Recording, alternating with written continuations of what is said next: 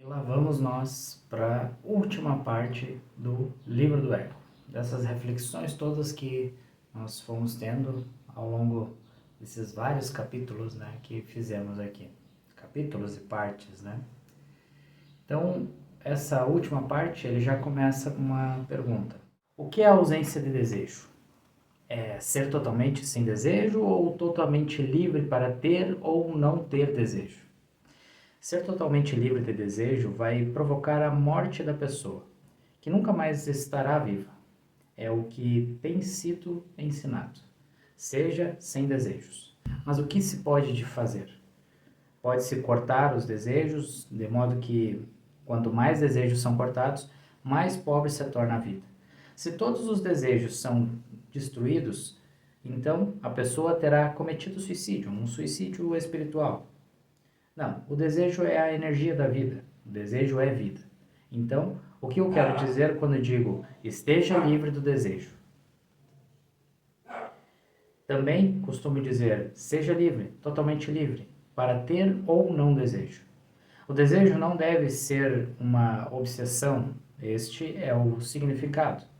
O homem deve ser capaz, por exemplo, uma pessoa vê a bela casa de alguém recém-construída e surge um desejo de ter uma casa desse tipo. Ora, essa pessoa é livre para ter esse desejo ou não? Se ela é livre, digo que ela é sem desejo. Se ela diz, não sou livre, esse desejo persiste. Mesmo que eu queira abandoná-lo, não consigo fazê-lo, pois ele me persegue. Tenho sonhos com aquela casa, penso sobre ela, tenho medo de pegar aquela estrada, porque aquela casa me provoca inveja, aquela casa me perturba. Se ela diz, não, sou capaz nem de ter ou de não ter o desejo, então ela não está bem de saúde.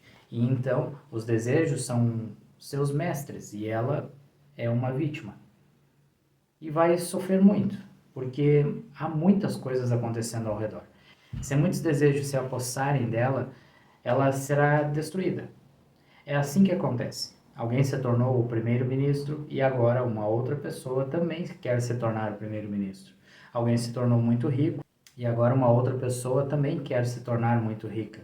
Alguém se tornou um famoso escritor e agora uma outra pessoa quer se tornar um escritor famoso. E alguém é alguma outra coisa, e alguém é alguma outra coisa, e ao redor há milhões de pessoas fazendo milhões de coisas. E de todos os cantos e esquinas surgem e saltam desejos sobre os indivíduos, que tomam posse deles. E eles não são capazes de dizer sim ou não. E vão enlouquecer. É como toda a humanidade fica louca. Todos esses desejos estão puxando as pessoas para várias direções. Elas se tornaram fragmentárias, porque muitos desejos possuíram partes do ser de cada uma delas. E esses desejos são contraditórios também. Portanto, não é só o fato de o homem ser fragmentário. Ele também se torna uma contradição. Parte dele quer ser muito rica, enquanto outra parte quer ser um poeta.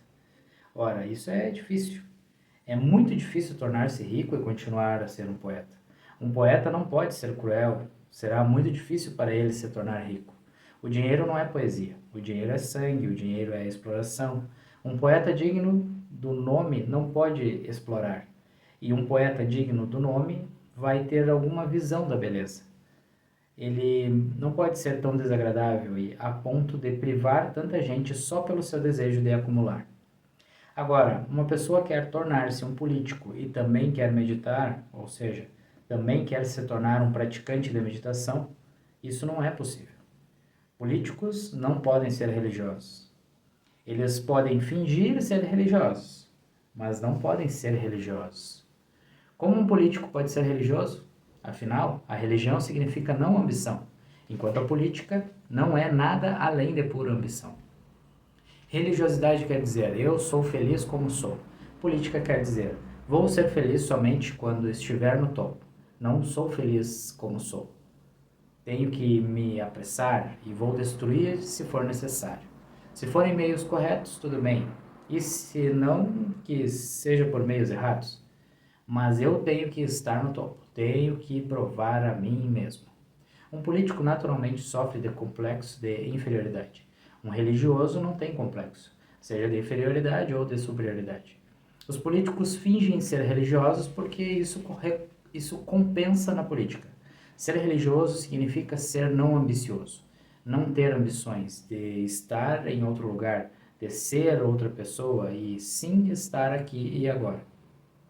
Entretanto, ao ter essas duas ideias em conjunto, ou seja, querer ser político e também querer ser praticante de meditação, a pessoa vai ficar em dificuldade, a pessoa vai enlouquecer. Se ela for honesta, enlouquecerá. Se for desonesta, então não ficará louca, vai se tornar hipócrita. Isso é o que os políticos são. E não estou dizendo que todos aqueles que estão na religião não são políticos. De 100, há também 99 que são políticos. Eles estão em um tipo diferente de política, a política religiosa. Eles têm sua hierarquia e o sacerdote quer tornar-se papa. Isso é política de novo. Ou o pecador quer tornar-se um santo. Mais uma vez, isso é política. Mais uma vez, é complexo de inferioridade. E novamente, depois de ter começado a fazer algo sagrado, religioso, santo, a pessoa vai carregar consigo aquele ego de mais santo que você. Além disso, ela terá uma condenação dos outros em seus olhos. Todo mundo está condenado e só ela vai ser salva. E daí ela pode olhar para os outros com compaixão. Essas pessoas vão para o inferno. Isso é política, mais uma vez. Um homem realmente religioso não conhece ego. Ele não é nem humilde, é bom lembrar. Ele é tão sem ego que não é sequer humilde. A humildade também é uma pretensão do ego. A pessoa humilde também está tentando ser humilde, tentando provar que eu sou humilde. Ou até mesmo pode ter ideias no fundo do seu coração de que eu sou o homem mais humilde do mundo. É o ego, mais uma vez. Muitos desejos vão tomar posse do homem e muitos serão contraditórios. Consequentemente, ele ficará dividido e cairá em pedaços, perderá a integridade e não vai mais ser um indivíduo. Retomando a pergunta acima, o que é a ausência de desejo? Bom, existem duas opções. Se o homem conhece a ausência de desejo, ele então tem que cortar sua vida completamente. Tudo tem que ser cortado. Daí ele se torna um monge jainista, apenas uma concha vazia, totalmente insatisfeita com tudo, consigo mesmo, sem criatividade, sem celebração, sem nenhuma flor que venha desabrochar. Ou o homem conhece a plenitude do desejo, daí ele se torna despedaçado. Ambas as opções são estados desagradáveis. O certo a fazer é ser completamente livre de desejo, de modo que se possa optar, de modo que se possa sempre ser capaz de escolher, ter ou não ter. Assim, o homem é realmente livre. E daí, o homem terá tanto a criatividade, a celebração, a alegria dos desejos, quanto o silêncio, a paz e a tranquilidade da ausência do desejo. E aí vem outra pergunta, outra questão. Como se distingue amor próprio, iluminado e egomania? Interessante é o termo amor próprio iluminado. A diferença é sutil, mas muito clara. Não é difícil. É sutil, porém não é difícil. O egomaníaco vai criar cada vez mais sofrimento para si. O sofrimento indicará que ele está doente. A egomania é uma doença, um câncer da alma. A egomania tornará o homem cada vez mais tenso, vai torná-lo cada vez mais nervoso. Não permitirá que ele relaxe de jeito nenhum. Ela o levará à loucura. O amor próprio é exatamente o oposto da egomania. No amor próprio não há o eu, apenas o amor. Na egomania não há amor, há apenas o eu.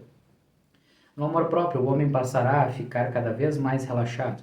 Uma pessoa que ama a si mesma é totalmente relaxada.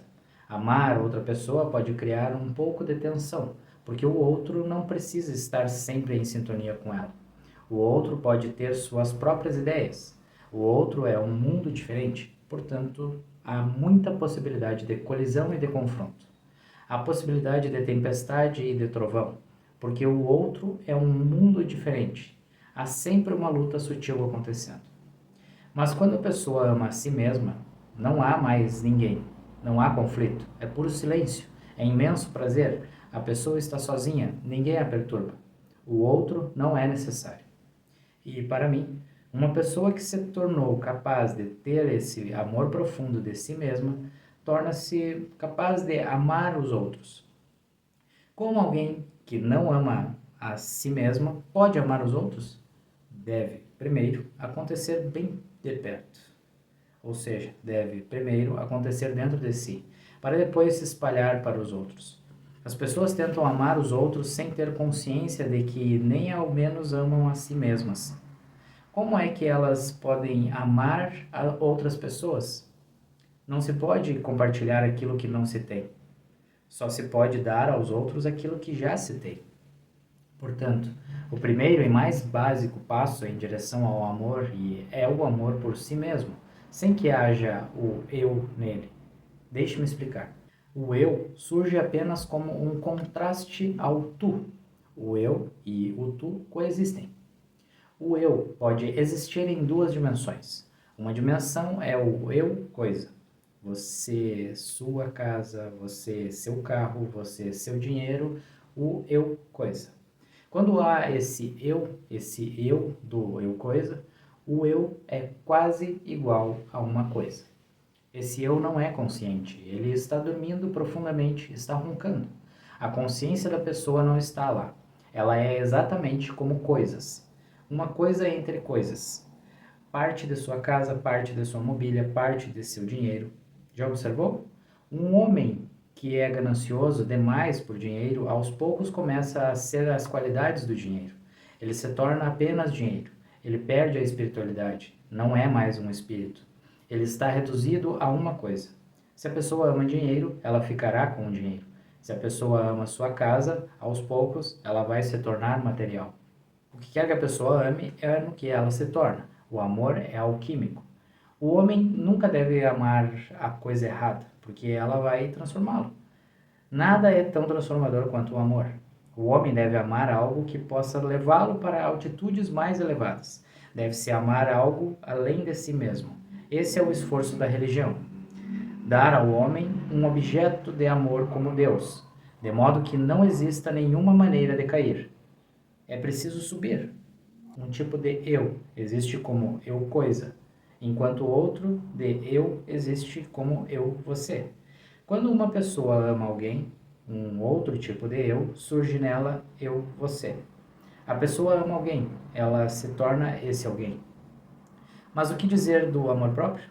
Não há coisa e não há você. O eu desaparece porque o eu só existe em dois contextos: coisa e você. O eu é a figura, a coisa e o você funcionam como o campo. Quando o campo desaparece, o eu desaparece. Quando a pessoa está sozinha, ela é, mas ela não tem um eu. Ela não sente nenhum eu. Ela é simplesmente um não ser profundo. Normalmente dizemos eu sou. Nesse estado, quando a pessoa está profundamente apaixonada por si mesma, o eu desaparece. Permanece apenas o não ser, a existência pura, o puro ser. Isso vai preenchê-lo com um enorme êxtase. Isso vai fazer de você uma celebração, uma alegria. Não haverá nenhum problema para distinguir entre eles. Se a pessoa estiver cada vez mais infeliz, é porque está a caminho de tornar-se egomaníaca. Se estiver cada vez mais tranquila, calma, feliz, centrada, então ela está em outro caminho, o caminho do amor próprio. Se estiver no caminho do ego, vai se tornar destrutiva em relação aos outros, porque o ego tenta destruir o você. Se estiver se movendo em direção ao amor próprio, o ego desaparecerá. E quando o ego desaparece, a pessoa permite que o outro seja ele mesmo, pois ela lhe dá total liberdade. Se a pessoa não tem nenhum ego, ela não pode criar uma prisão para quem ela ama, não pode criar uma gaiola. Ela permite que o outro seja uma águia que voa alto nos céus. Ela permite que o outro seja ele mesmo. Ela lhe dá total liberdade. O amor dá liberdade total. O amor é liberdade. Liberdade para a pessoa e para o objeto de seu amor. O ego é escravidão, escravidão para a pessoa e escravidão para a sua vítima. Mas o ego pode pregar peças muito profundas na pessoa. Ele é muito astuto e seus meios são muito sutis. Ele pode fingir ser amor próprio. Deixe-me contar uma anedota.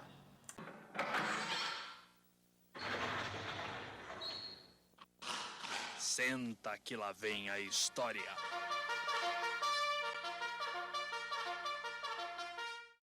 O rosto de Mullah Nasruddin iluminou-se quando reconheceu o homem que descia as escadas do metrô à sua frente.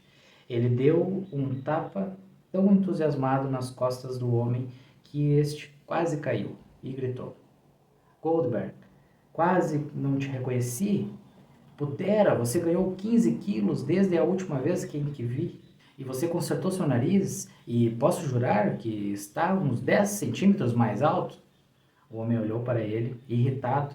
Desculpe, disse ele, seco, indignado. Mas acontece que eu não sou Goldberg. Ah, então você também mudou de nome.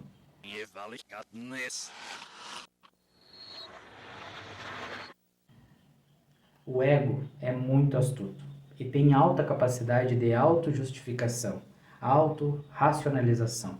Se a pessoa não estiver muito atenta, ele pode começar a se esconder atrás do amor próprio. A palavra eu vai se tornar uma proteção para o ego. Ele pode dizer, sou o seu eu. Pode mudar seu peso, pode mudar sua altura, pode mudar seu nome.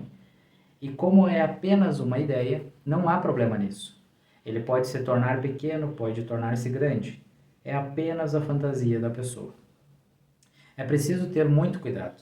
Se a pessoa realmente quiser crescer no amor, será necessário muito cuidado. Cada passo tem que ser dado em profundo estado de alerta, de modo que o ego não possa encontrar nenhuma brecha atrás da qual possa se esconder.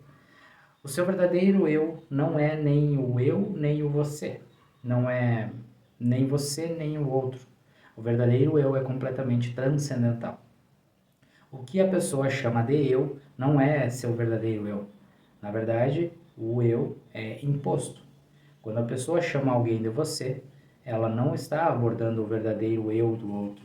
Ela novamente impôs um rótulo nele. Quando todos os rótulos são retirados, o verdadeiro eu permanece.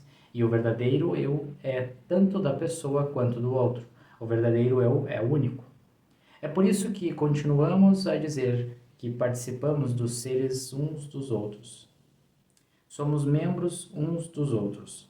Nossa verdadeira realidade é Deus. Podemos ser como icebergs flutuando no oceano. Eles parecem estar separados, mas, uma vez derretidos, nada restará. A definição desaparece. A limitação desaparece. E o iceberg não está lá. Vai tornar-se parte do oceano. O ego é um iceberg. É preciso derreter o ego, derretê-lo com um amor profundo, para que ele desapareça e a pessoa se torne parte do oceano. Há a sua história, a minha história e a verdade, ou seja, eu, você e a verdade. A verdade não é nem eu nem você. O eu e o você são uma imposição na vastidão da verdade. O eu é falso, o você é falso, mas são utilitários, são úteis no mundo. Vai ser difícil administrar o mundo sem o eu e o você. Bom, eles devem ser usados, mas são apenas artifícios no mundo.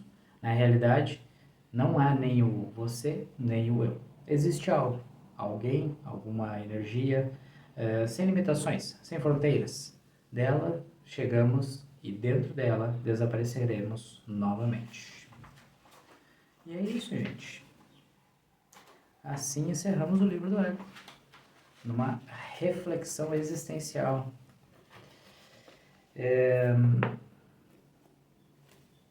Nesse capítulo ele faz bem a conclusão dele, né? Faz a gente olhar para essa parte de liberdade, né? Logo após uma iluminação. É bem interessante os pontos, e a gente vai analisando a nossa vida, né? Dia após dia, como a gente lida com algumas coisas, o que a gente faz de movimento, né? Com o que a gente aprendeu e a gente vai evoluindo. Estamos em constante evolução. Então, aqui encerramos, né, o nosso livro do ego, as nossas reflexões com ele. E o próximo livro que nós trabalharemos é o livro do Dr. Hawkins, O Deixar Ir, O Caminho do Desapego. Então ali ele traz várias reflexões, vários conceitos de como podemos nos tornar mais leves, mais fluidos em nossa vida, né? Desapegando das coisas. E dentro disso nós iremos trabalhar mais, né? A partir desse livro terá também um curso, uma mentoria, uma ferramenta para que você possa usufruir mais das reflexões trazidas por esse livro, certo? Mas isso é coisa de mais adiante. Logo você vai ver isso em ação, em prática, certo? Então, gratidão por ter participado de todas essas reflexões do ego e nos vemos nas próximas reflexões. Gratidão e até mais.